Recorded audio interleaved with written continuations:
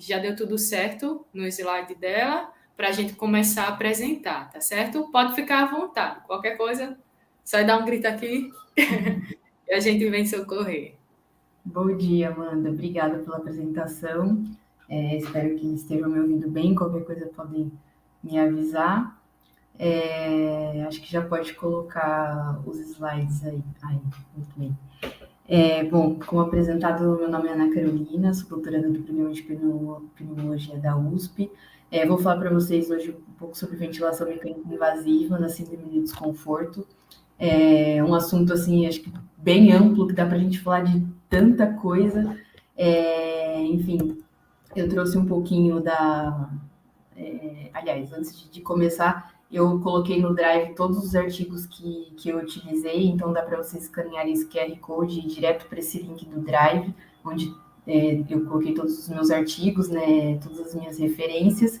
Se não der para digitalizar agora, eu deixei no último slide também, então não se preocupe se não der tempo de pegar o celular para escanear o QR Code.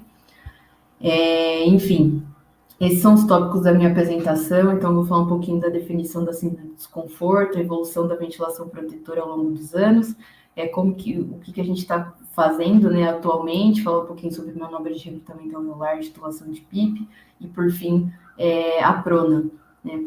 Então, começando um pouquinho sobre a síndrome do desconforto e a sua definição, né? Primeiramente, ela teve uma descrição lá em 1967, né? Uma série de 272 pacientes, em que 12 não respondia ao tratamento convencional, né? Já era uma dúvida que pairava, né, naquela década, esse perfil de paciente que parecia destoar, né, um pouquinho da maioria, né? Um paciente com perfil de dispneia, taquipneia, cianose refratária à suplementação de oxigênio, alterações também de mecânica pulmonar, infiltrados na radiografia de tórax. Desse grupo de pacientes, né, de 12 pacientes, a causa, né, da insuficiência respiratória eram 7 por trauma, 4 por infecção viral e 1 por pancreatite. E eles encontraram aí esse fenômeno, né, sem definição ainda. Enfim, e até aquele momento eles utilizavam assim, termos como atelectasias congestivas, pulmão molhado, enfim, deu uma desconfigurada aí no slide, mas enfim, eu vou seguindo.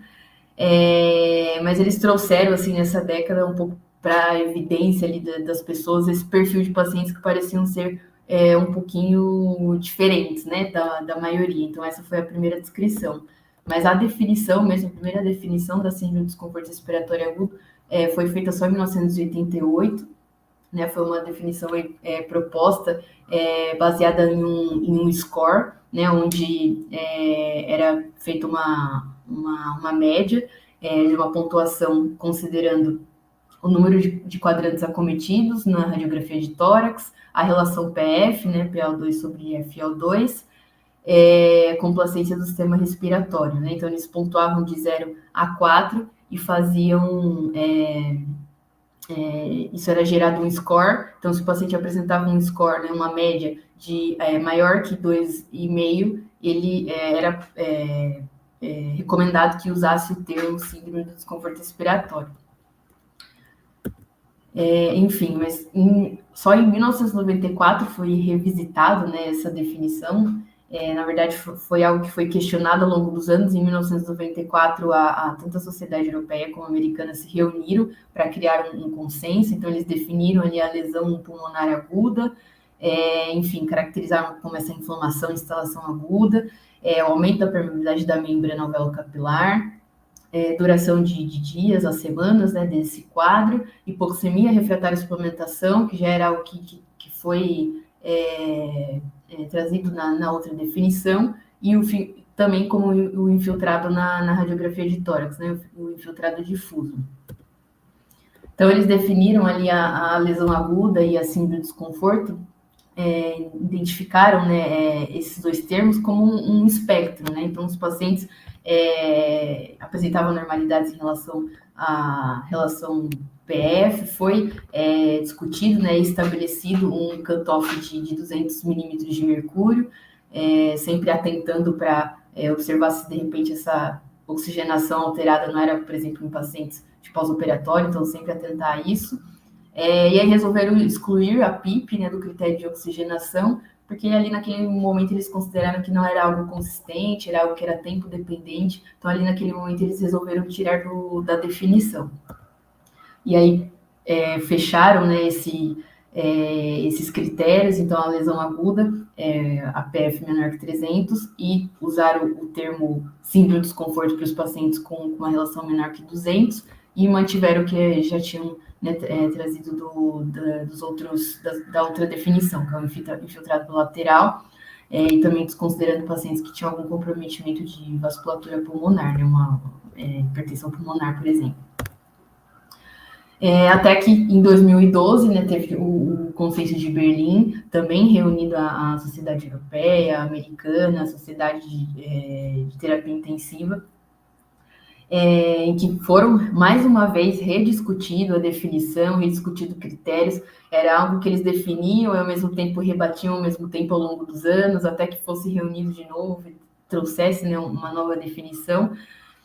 O grande diferencial do Conselho de Berlim foi essa estratificação, né, dos pacientes, essa, enfim, identificação da gravidade do paciente, leve, moderada, grave, de acordo com a relação PF. Mantiveram, né, aqueles critérios, né, de instalação aguda, de infiltrados bilaterais na radiografia de tórax. Mais uma vez, né, batendo ali na tecla de considerar o edema, excluindo os pacientes que tinham alguma condição cardiogênica, né, de origem cardiogênica, enfim, e dividindo ali em leve, moderado a grave, né? Então, ali a PF de 200 a 300 para leve, 100 a 200 moderado e menor que 100 grave. E dessa vez eles voltaram, né, com o critério da PIP, né? Tinham tirado anteriormente e voltaram em 2013. Enfim, várias discussões foram geradas, né, desde 2013, vários questionamentos em relação à definição, aos critérios, enfim. Trouxe assim, o que a gente tem agora de atualização, tanto do consenso europeu, né, no próximo slide do consenso americano. Eles revisitaram essa definição, discutiram se de repente a definição não precisava ser mais abrangente, o pós e contra, né, de deixar essa definição mais abrangente, né, discutiram muito sobre a inclusão de pacientes que usam catéter nasal de alto fluxo, né, principalmente pelo aumento, né, da utilização dessa ferramenta, né, durante a pandemia, pós-pandemia. Pensaram na retirada, mais uma vez, do critério de PIP de 5, justamente para conseguir incluir esses pacientes em insuficiência respiratória que usam o catéter nasal de alto fluxo. Discutiram sobre, de repente, mudar ali, considerar a relação SpO2 para FiO2, mas, enfim, levantaram também vários viés em relação a isso, no sentido de, enfim, a saturação depender ali da perfusão do paciente, todas ali os ruídos, né, dessa monitorização, enfim. Além de ter discutido também as possibilidades de pensar melhor em relação à tomografia de tórax, né, usar mais um critério utilizando a tomo, ultrassom também, mas enfim, várias vieses que eles foram levantando, ao mesmo tempo tentando considerar. O americano foi algo parecido também, eles também discutiram a questão de incluir pacientes em uso de catéter nasal de alto fluxo, paciente em ventilação não invasiva, enfim, mais uma vez também pensando na relação SpO2 sobre FiO2, considerar os pacientes com uma relação menor que 315, enfim. Várias questões, assim, tentando abranger um número maior de pacientes, mas a gente fica nas expectativas aí enfim, de novos consensos. Eles ficaram separados, né, no atual momento, né, teve essa publicação pós-ATS, a publicação pós o Congresso Europeu. Então, enfim, diferente de Berlim, né, que eles acabaram se reunindo, então a gente fica na expectativa aí, de repente, para, enfim, mais algum consenso que surja aí daí para frente. Enfim, voltando assim mais agora para a proposta da aula, né, que é falar de ventilação na síndrome do desconforto, eu achei que seria, de repente, muito fácil, talvez até um pouco chato, se eu só colocasse o último guideline europeu, né, que além da definição tem toda a questão do manejo da síndrome do desconforto, achei que poderia ser um pouco maçante.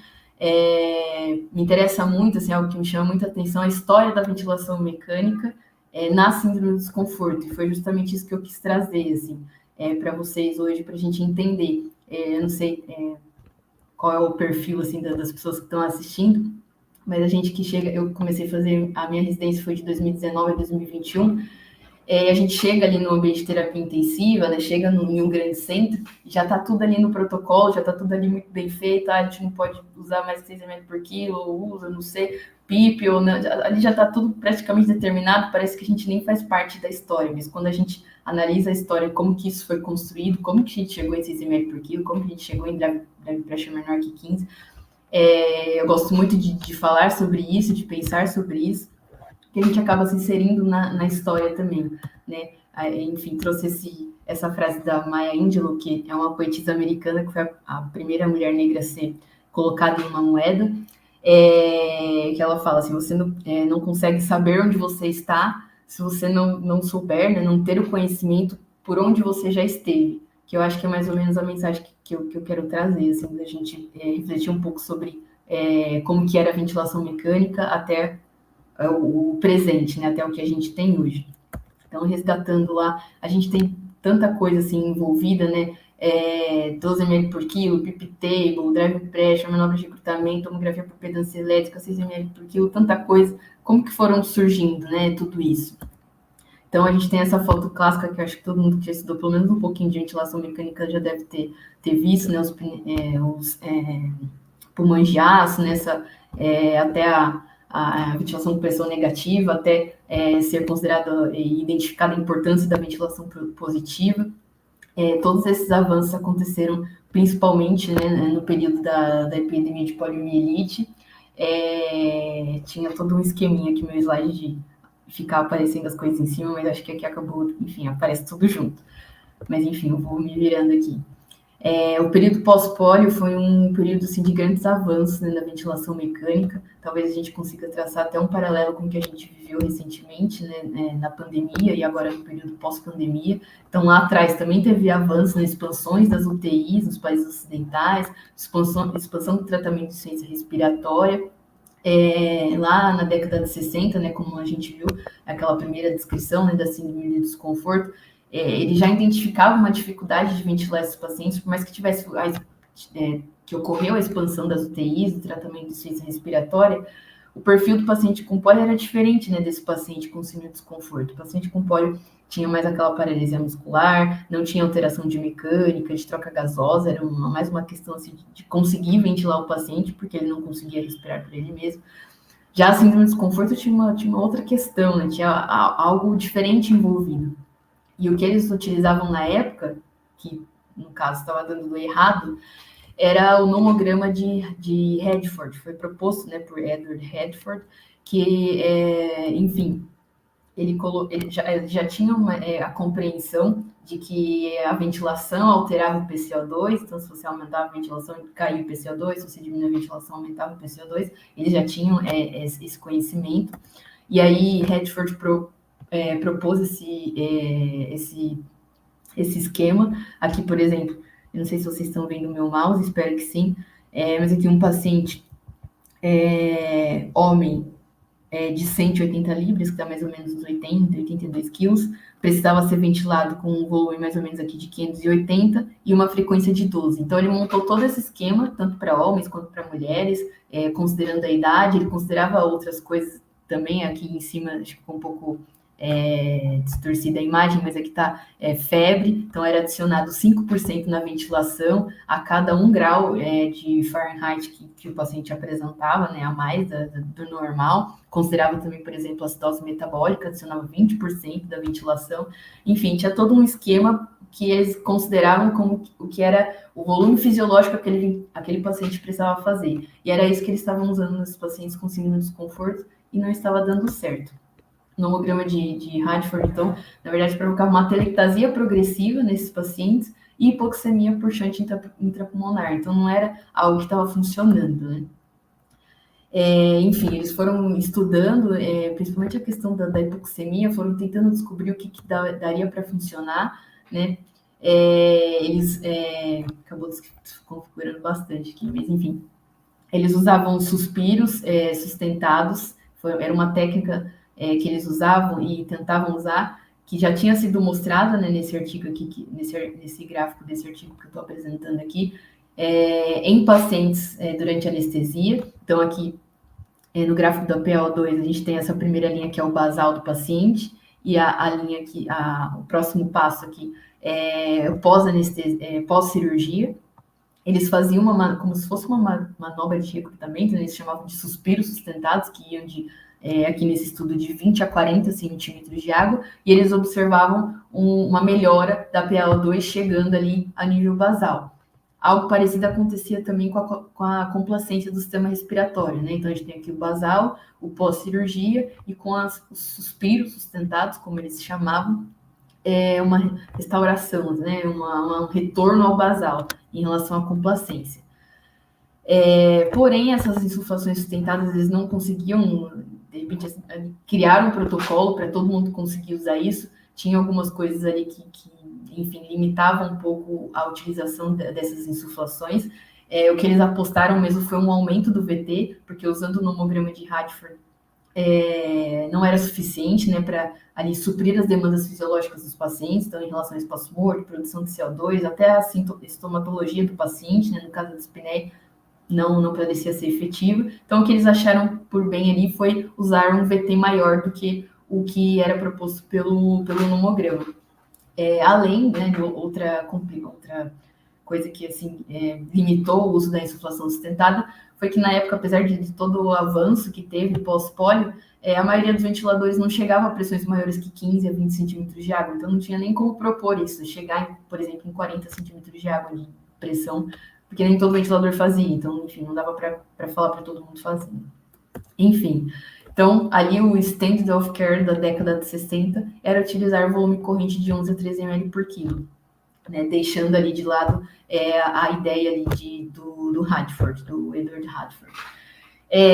Enfim, mesmo usando volumes mais altos, eles chegaram aqui até usar 15 ml por quilo em pacientes com síndrome de desconforto. Eles observaram assim, ok, aumenta a ventilação alveolar, a gente consegue dar conta ali da demanda do paciente, mas a hipoxemia ficava ali, enfim, continuava a mesma coisa, o paciente continuava hipoxêmico. Foi uma questão que pairava ali no ar, eles tentando pensar em alguma coisa, de repente propor alguma coisa. Foram, enfim, surgindo estudos. Esse é o próprio estudo da equipe do grupo, né, do Radford. Só uma observação em relação ao volume que eles observavam aqui no eixo Y e o volume que era proposto pela ideia do Radford. Então, aqui eles traçaram essa linha, que aqui eles colocaram como número 1, como a relação 1:1. Então, os pacientes que estão próximos a essa linha são os que deram certo ali, né, pela ideia do Radford. E aqui nessa linha 2, são os pacientes, os que se aproximam dessa linha 2, são os que a demanda era maior e o volume, né, fisiológico proposto pelo Radford não era suficiente. E a gente vê que a maioria dos pacientes estão concentrados aqui mais próximos, né, à linha do 2, né, acima aqui do 1. Então, o volume ali fisiológico, né, que é o que eles consideravam, não era suficiente. Enfim, foram estudando cada vez mais, fundamentando cada vez mais o uso do VT mais alto, né, hoje a gente chama de mais alto, mas para eles ali era o ideal. Aqui só mesmo um estudo, né, exemplificando, eles mostrando aqui com o aumento da ventilação, do volume corrente também provocava o aumento da ventilação alveolar, mesmo aqui em pacientes com espaço morto um pouco aumentado. Enfim, a mesma questão, o aumento do VT supre as demandas fisiológicas, ok, mas o que fazer com a hipoxemia refratária, né? Já desde a descrição, aquela que eu mostrei para vocês, né, de 67, tinha certa questão em relação ao uso de PIP ou não, enfim, aí tinha certa questão em relação a isso, começou uma ideia ali na cabeça dos pesquisadores em relação a isso, por conta da toxicidade por oxigênio. Os pacientes eram muito hipoxêmicos, então eles usavam FiO2 muito altas, e aí eles começaram a ter certa preocupação com essa toxicidade por oxigênio, né? E aí tem essa história. Enfim, 2 pesquisadores, professores da Universidade do Colorado, que também davam plantão no hospital universitário, Enfim, em algum momento que estavam fazendo algum balanço, né, dos ventiladores que tinham na unidade deles, encontraram esse ventilador muito parecido com esse da foto, né, chamado de Engstrom. O modelo era de 1954. E eles encontraram um botão lá, um parâmetro que dava para mexer, que chamava Expiratory Retard Control.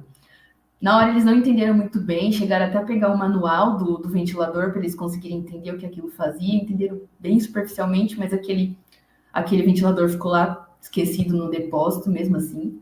E aí, uma vítima de politrauma que eles receberam uma vez na UTI, estava ventilando super mal, não estava ali, enfim, muito bem acoplado, não estava ventilando muito bem nos ventiladores que eles já tinham. Eles lembraram desse ventilador que estava lá escondido, trouxeram esse ventilador, conectaram e ali, por, enfim, uma intuição ou algo do tipo, colocaram em 10 centímetros de água esse Expiratory Retard Control.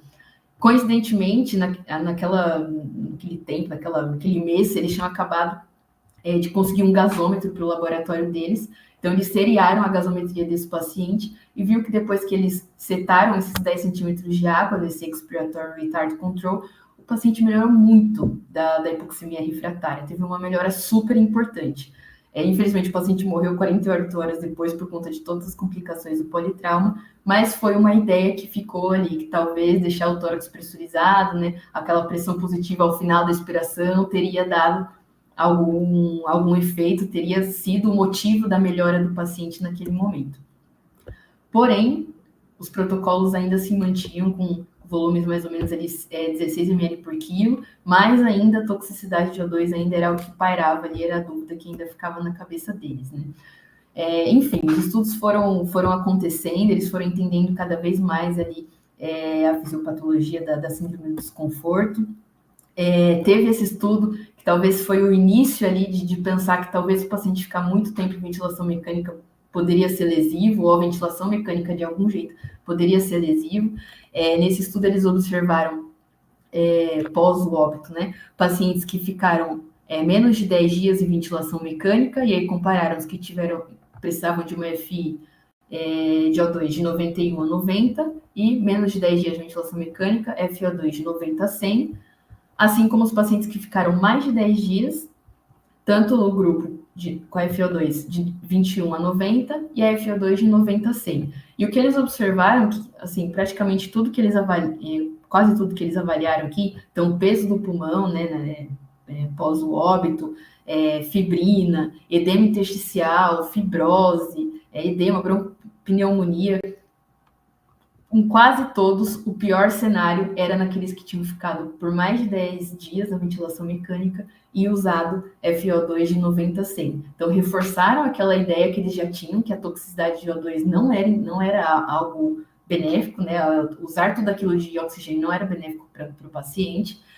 E também começou a surgir a ideia que talvez a ventilação mecânica pudesse causar alguma lesão. Porém, esse conceito ficou um pouco perdido, né? Levantou a questão, né? Será que a exposição ao ventilador mecânico é nociva? Porém, ficou um conceito meio esquecido, porque até ali no início dos anos 90, qualquer piora clínica que o paciente tivesse, eles consideravam que era progressão da doença. Enfim,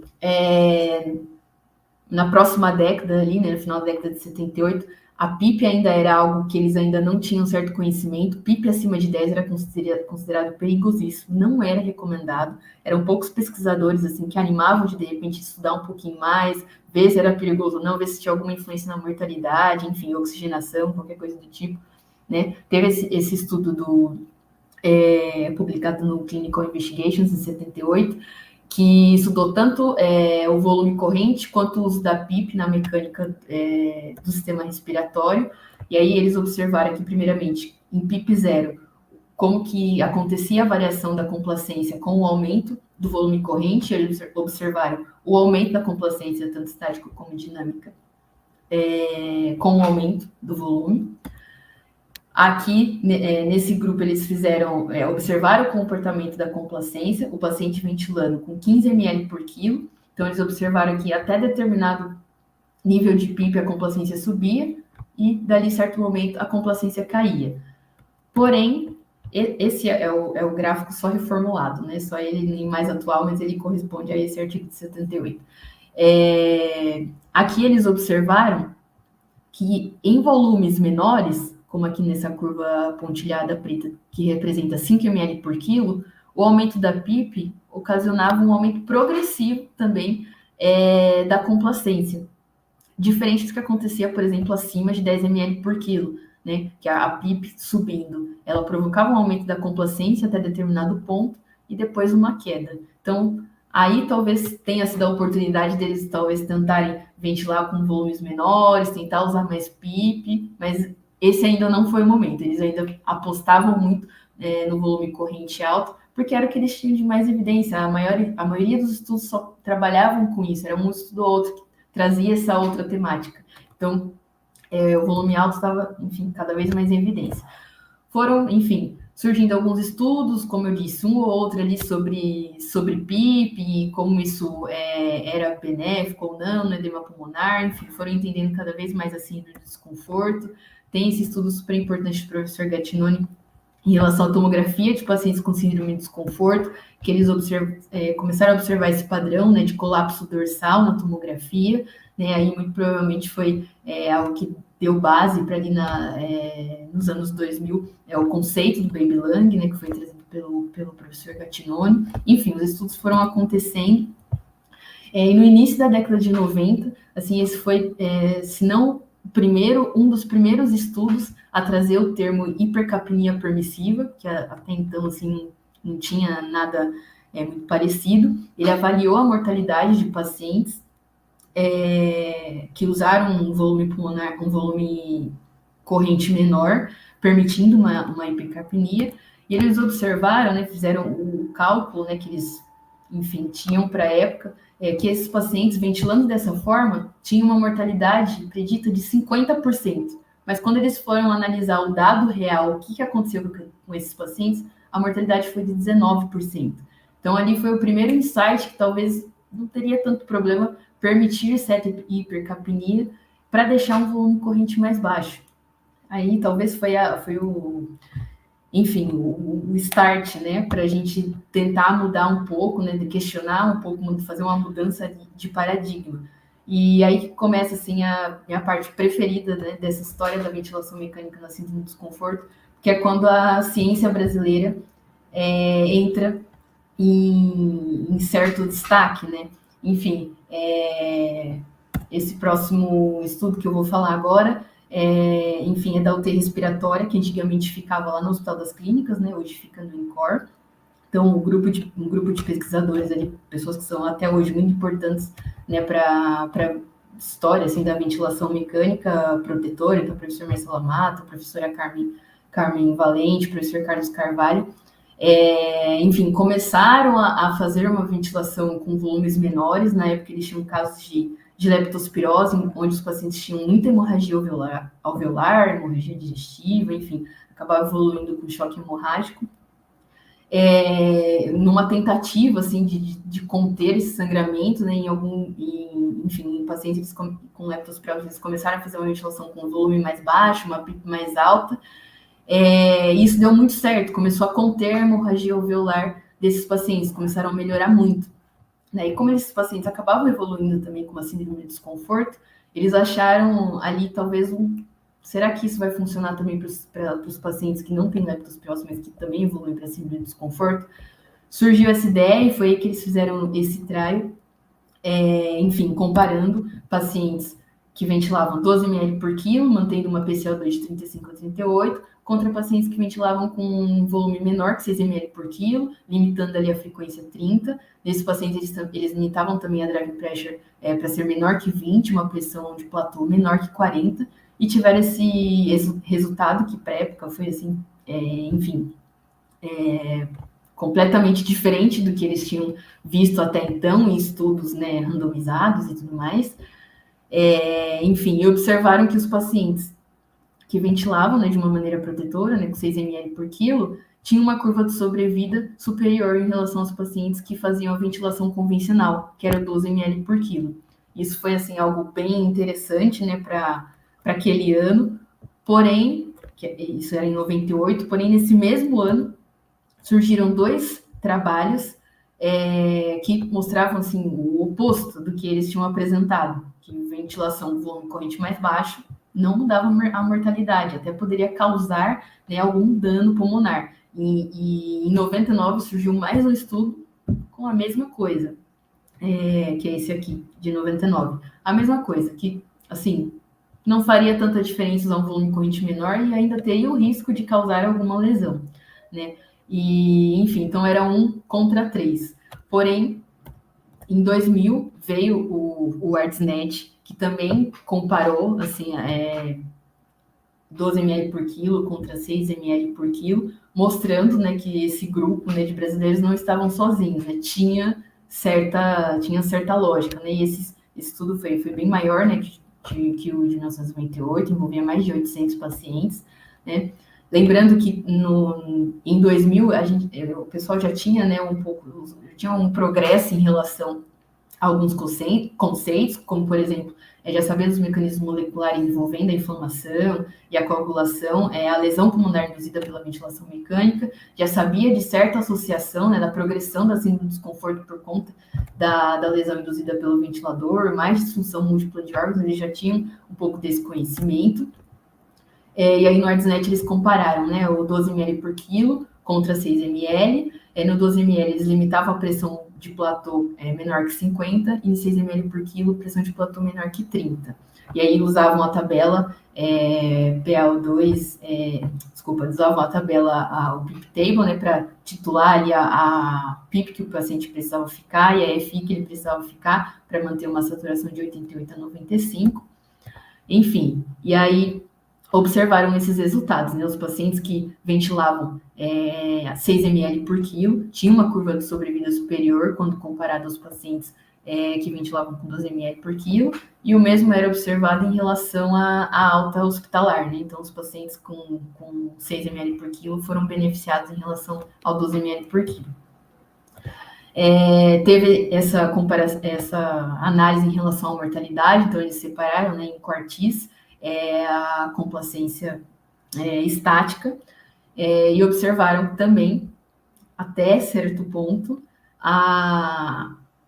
os pacientes que ventilaram 6 ml por quilo apresentavam uma mortalidade menor em relação àqueles ventilados a 12 ml por quilo. E aqui em complacências assim, próxima à normalidade, pouca diferença, e daqui a pouco a gente vai entender o porquê. E aí, enfim, fica a dúvida, acho que o questionamento para os tempos de agora, né? Controlar o volume corrente e a pressão de platô são suficientes para eu garantir uma ventilação mecânica protetora? Né, eu acho que é a grande discussão, assim, né? Já há alguns anos, né? Por conta, enfim, de alguns estudos que foram saindo, mas antes queria trazer vocês, assim, só para um racional, assim, para a gente pensar um pouco se ventilar pensando apenas no volume predito pelo paciente é suficiente. Por exemplo, se a gente pegar 2 pacientes com a mesma altura, ou seja, com o mesmo peso predito, porém com complacências diferentes, aqui complacência do sistema respiratório de 50, e aqui complacência do sistema respiratório de 10, e aqui vamos considerar que a complacência da caixa torácica para os dois é igual a 100, o que a gente tem? Vamos tentar ventilar os dois com 400 ml para ver o que acontece quando a gente fala de determinados assuntos. Por exemplo, se a gente pegar, se a gente for querer ver quanto que é a complacência pulmonar desse paciente, pensando no primeiro cenário, onde a complacência é 50, a gente precisa fazer essa conta. Considera a elastância do sistema respiratório, ela é a soma da elastância pulmonar com a elastância da caixa torácica. Lembrando que a complacência do sistema respiratório, ela é o inverso, né? A complacência é o inverso da elastância. Então, a gente coloca aqui, né, 1 sobre complacência, enfim, a gente faz uma conta básica aqui em matemática, considera aqui os 50 de complacência do sistema respiratório e os 100 de complacência da caixa torácica, a gente vai chegar que o nosso paciente 1 de complacência pulmonar tem 100 ml por centímetro de água. Se a gente quiser saber o tanto que isso está afetando, né, os nossos alvéolos, os alvéolos desse paciente, pensando aqui em pressão transpulmonar, a gente faz essa divisão básica aqui, 400 ml, que é o volume que a gente está entregando, dividido pela complacência pulmonar. E aí a gente chega na pressão transpulmonar de 4 centímetros de água. Agora a gente vai fazer a mesma conta com o nosso paciente, que também está recebendo 400 ml por quilo, 400 ml total, porém tem uma complacência de 10. Se a gente fizer a mesma conta, considera aqui os 10 de complacência do sistema respiratório e os 100 de complacência da caixa torácica, a gente chega na complacência pulmonar de 11. Fazendo a mesma divisão, os 400 ml que a gente está entregando para o nosso paciente, dividido pelos 11, que é a nossa complacência, né, pulmonar, a gente chega numa pressão transpulmonar de 36. E agora, pensando, né, em driving pressure, né, por definição, ela é a razão entre o volume dividido pela complacência, e aí a gente corta, né, por ser as mesmas unidades e fica assim só com a driving pressure. Então, vamos fazer essa conta assim agora com números.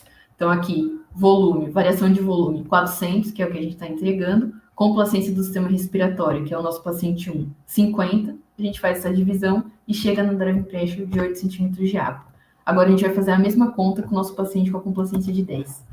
400, que é o volume que a gente está entregando, dividido pela complacência do sistema respiratório, a gente chega em 40 centímetros de água de driving pressure. Então, o que o nosso alvéolo ali está sentindo em cada ciclo, 40 centímetros de água. O mesmo volume, os pacientes têm a mesma altura, o mesmo peso predito. Independente do que a gente for usar ali, são situações muito diferentes por conta da mecânica, são mecânicas diferentes. Aqui só um exemplo para ilustrar um pouco disso. Esse é um exemplo de um paciente que tinha fibrose pulmonar e precisou fazer uma biópsia no pulmão direito. Então, durante a anestesia, ele foi entubado seletivamente e apenas o pulmão esquerdo foi ventilado para que a biópsia fosse feita, né, pela toracoscopia, à direita. E aqui tem o que aconteceu com ele após o procedimento. O pulmão foi ventilado, na tomografia apareceu todos esses infiltrados, né, todas essas opacidades. E aí, quando foi rever, né, como que esse paciente tinha sido ventilado durante a anestesia?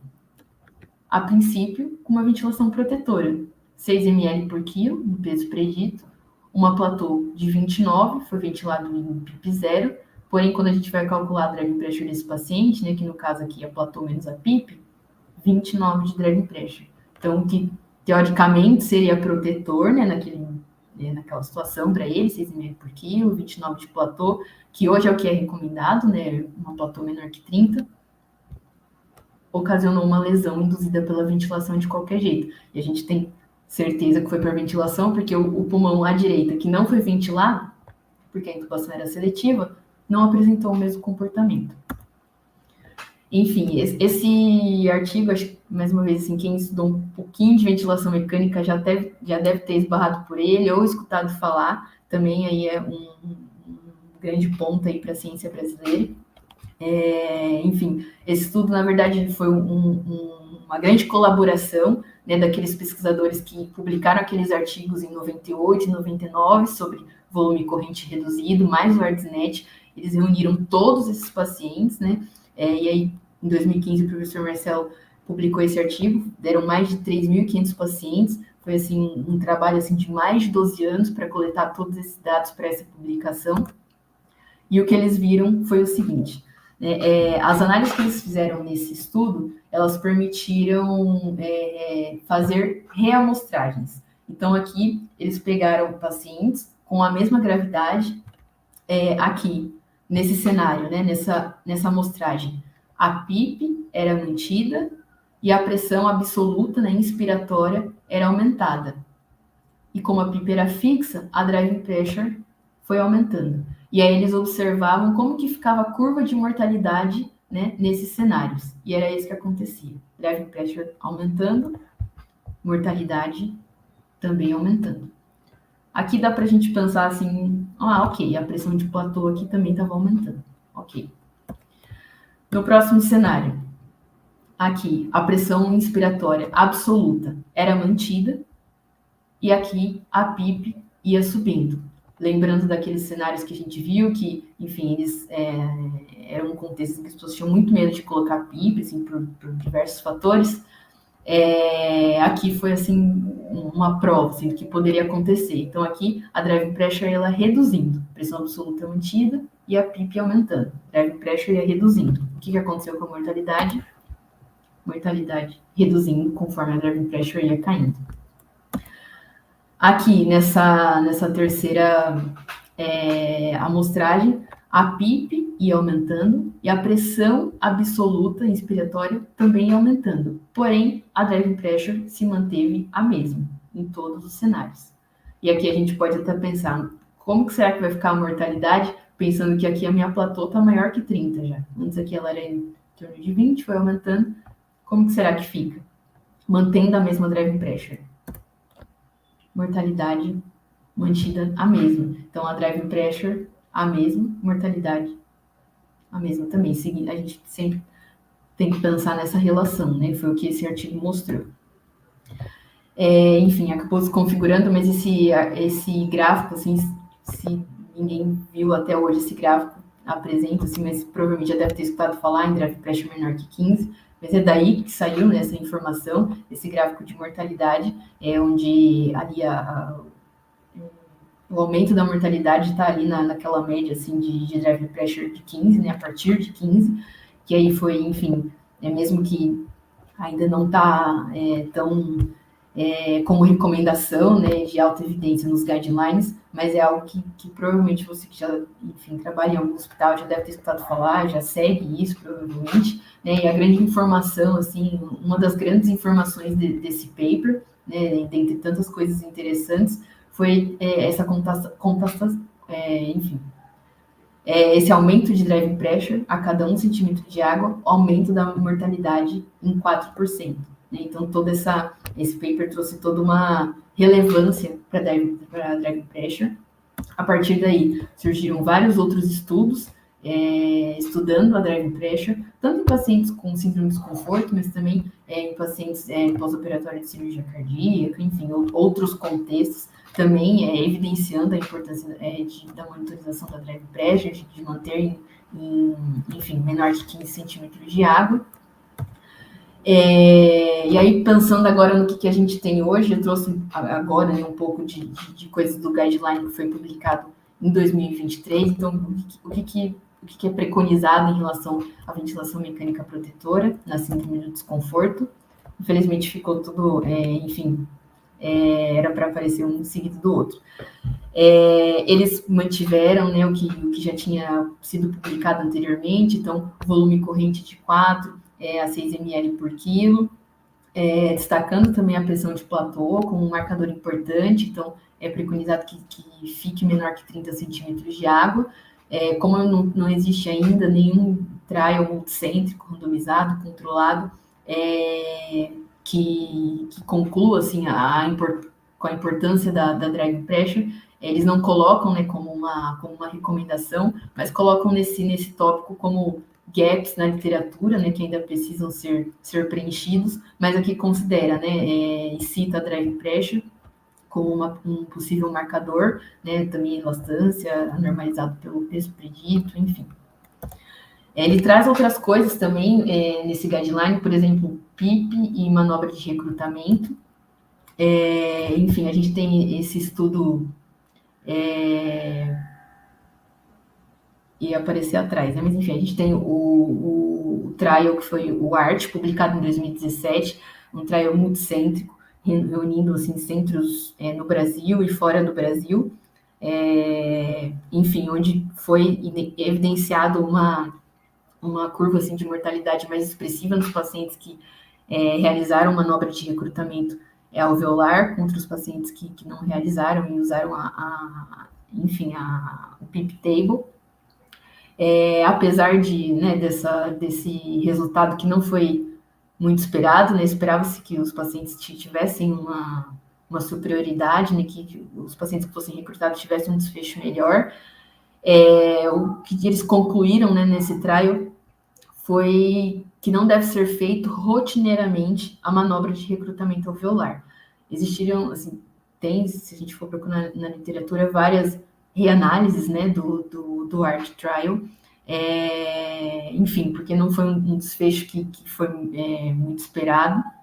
Foram encontrados muitos vieses, né, nesse estudo, até por ser um estudo multicêntrico, enfim, nas reanálises foram encontrados alguns vieses, então é sempre uma análise com muito cuidado, né, que precisa ser feita, mas enfim, é o que a gente tem de evidência até agora. Outros estudos foram surgindo, né, enfim, dando evidência, né, para manobra de recrutamento em outros contextos, como por exemplo o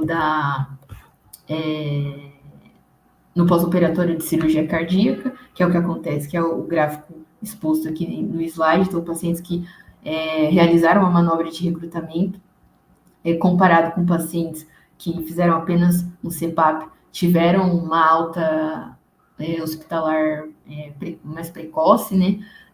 Enfim, assim como a alta da UTI também, comparado aos pacientes que só realizaram CPAP. Enfim, outros estudos envolvendo também obesos e manobras de recrutamento, mais titulação de PIP, também um estudo favorável ao recrutamento. Aqui a gente observa, né, o que foi exposto nesse artigo.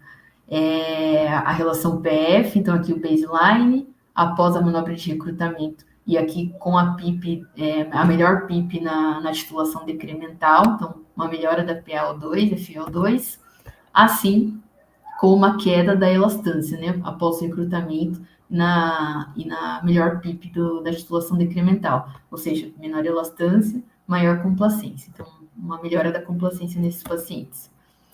O grande racional, assim, a grande questão em relação à manobra de recrutamento é saber quem precisa e quem não precisa. Então, aqui a gente vê nesses slides dois casos.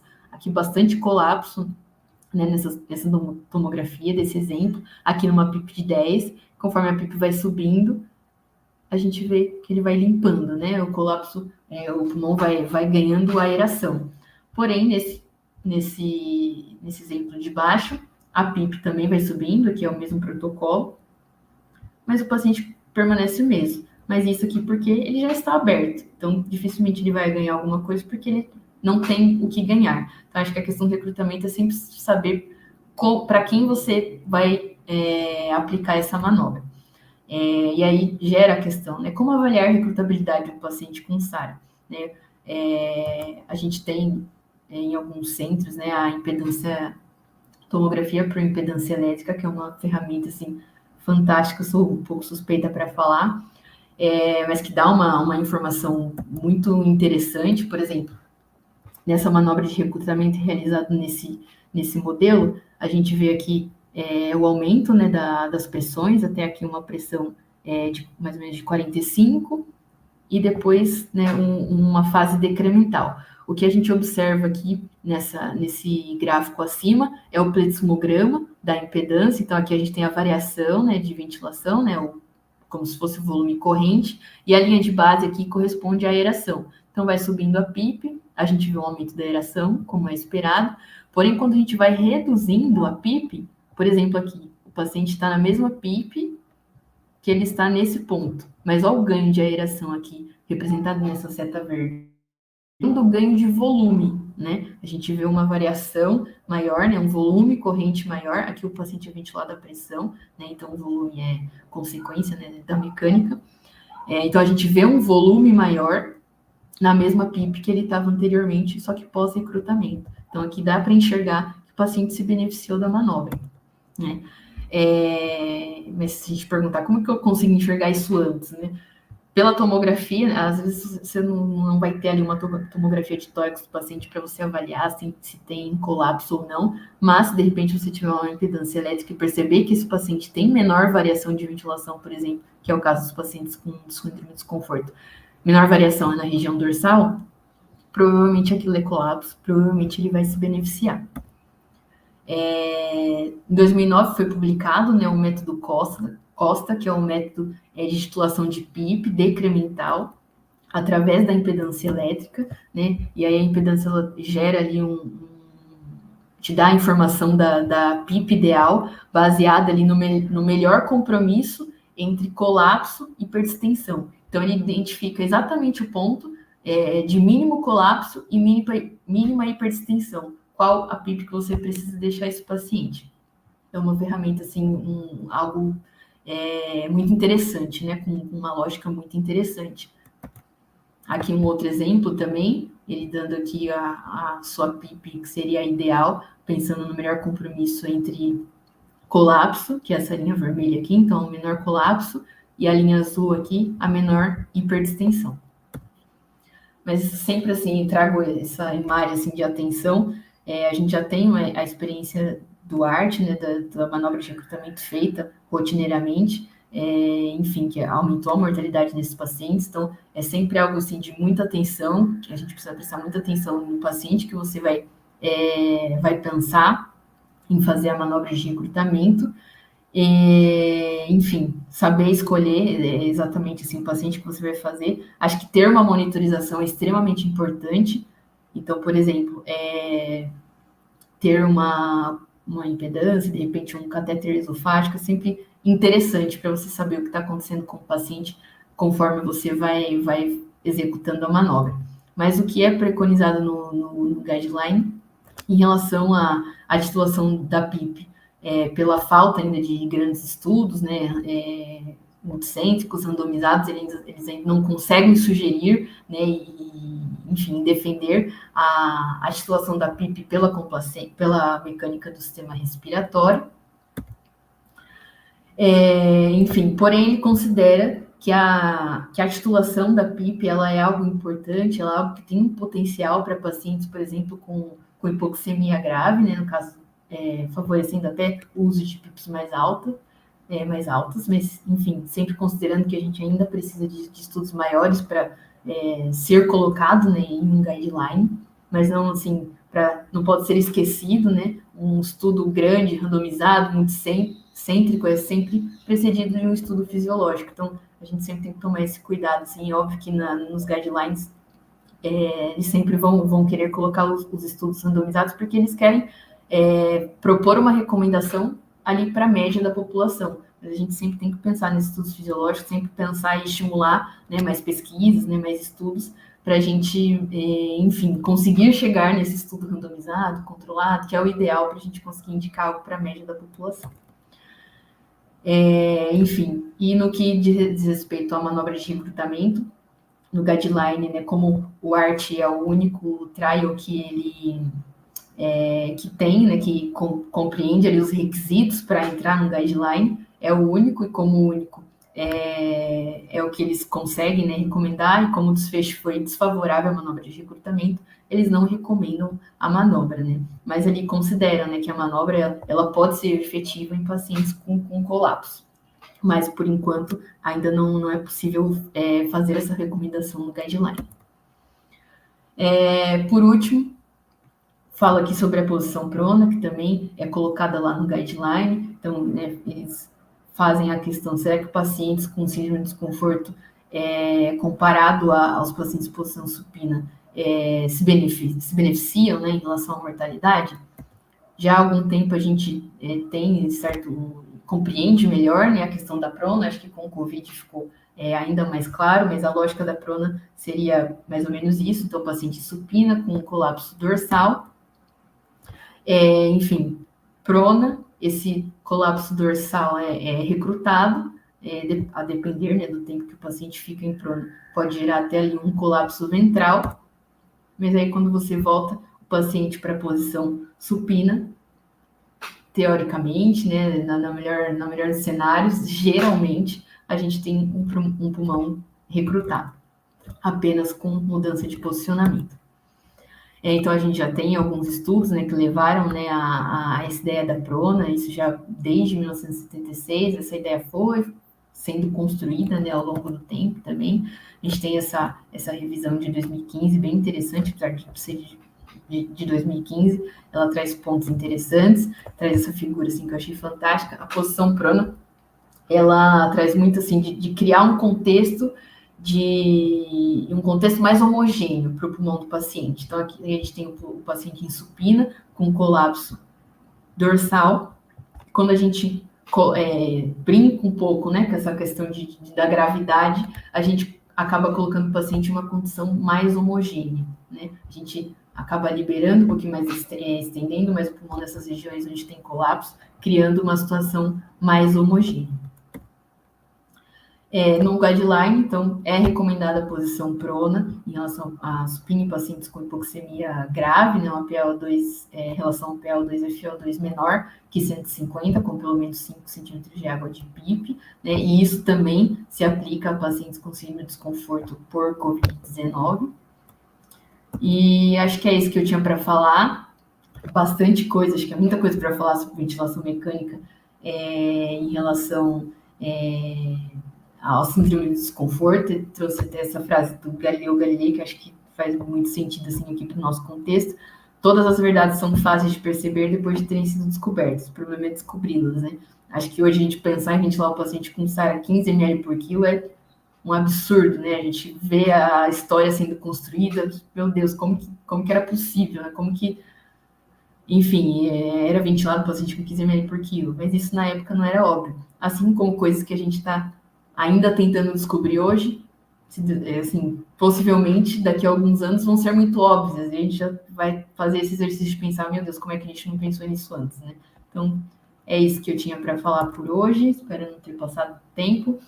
Tá aí o meu contato, meu e-mail, e o meu Instagram também. Acabo não usando muito ele para, enfim, propósitos assim, profissionais, mas, enfim, como minha rotina é sempre hospital, enfim, laboratório, doutorado, TI, acabo, vez ou outra, postando alguma coisa, compartilhando alguma coisa, então, se for de interesse de alguém, enfim, está aí disponível. Deixando mais uma vez aqui o QR Code para quem quiser ver as referências que eu usei, estão todas lá no link do Drive. De repente tiver faltando alguma que vocês observaram, pode me mandar mensagem. Peço desculpas porque deu uma desconfigurada nos slides, acabou, enfim, não consegui usar também aqui o mouse, eu vi vocês mandando mensagem, peço desculpas por isso, mas estou à disposição para qualquer esclarecimento, qualquer dúvida que vocês tiverem, se quiserem mandar e-mail, enfim, estou à disposição. É muito conteúdo, mas é um conteúdo riquíssimo. Né? E nesse momento nós vemos o quanto o embasamento científico é importante. Como a senhora falou, tempos atrás, 11 ml quilo. Hoje a gente já tem todo aquele conhecimento sobre a questão da ventilação mecânica protetora, a respeito da complacência, a respeito do tamanho funcional, pulmonar. Toda essa questão que nós entendemos hoje também vem graças a todo esse embasamento científico, não só a esse embasamento científico que cada vez vai sendo aprimorado, mas também a questão da base. Eu sempre bato nessa tecla, base, anatomia, fisiologia. Eu acho que por isso que eu vou ter esse negócio aí, espaço anatômico. Porque a base, gente, ela é importante. E eu lembro que durante a minha graduação, né, eu terminei há pouco tempo, muitas pessoas tinham dificuldade em ventilação mecânica invasiva. Eu, na minha visão, né, cada pessoa tem a sua, eu respeito, mas é como se fosse um equipamento o qual você pega e muitas das vezes não tem um manual de instrução e por isso você acaba tendo raiva daquele equipamento, porque você não recebeu um manual de instrução, não tem uma base e por isso o negócio se torna tão complexo e quando você vai ver tá um monstro. Então, eu sempre bato nessa tecla de que a base é muito importante para entender essa questão da drive pressure, para entender essa questão da pressão de platô, complacência, a relação que isso tem do volume com a pressão, sempre vai partir da base. Uma boa base, ela vai nos ajudar a entender as coisas que são mais complexas. Nós sabemos que a terapia intensiva não é o mundo.